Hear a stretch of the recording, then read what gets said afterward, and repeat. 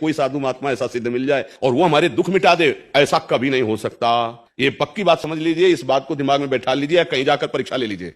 ऐसा जरूर हो सकता है कि जैसे आप हमारे पास आए हो, आपने कामना की कि हमारा ये काम बन जाए और आप जो ही यहां से निकले तो आपका पुण्य लागू हो गया, अब आपका काम बन गया, अब आपका हो गया। बड़ा चमत्कारिक संत है, हम तो जो सोच के गए थे वही हो गया।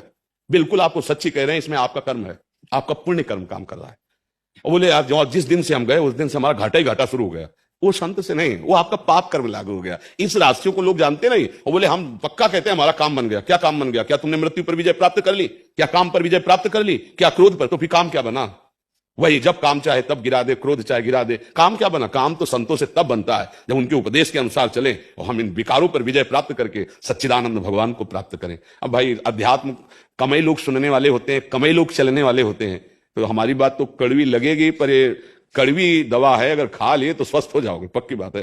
हाँ अच्छा, ये फ्री मिलती इसलिए विश्वास नहीं होता, आप समझो। आप सब फ्री है, हाँ बैठे जो सुना सुना नहीं चलती, क्योंकि पैसा तो लगा ले। समाज, आज की समाज अर्थ प्रधान बुद्धि है, इसीलिए वास्तविक बात ना सुनने को मिल रही ना समझ में आ रही। अगर समझ जाओ, हम कई बार प्रार्थना की कि अध्यात्म कभी पैसे से खरीदा नहीं जा सकता और अध्यात्म कभी पैसे से बिकता नहीं, जो बिकता है वो अध्यात्म होता नहीं। अगर इस पे कोई फीस है तो इसका मतलब वो अध्यात्म नहीं है, पक्की बात है।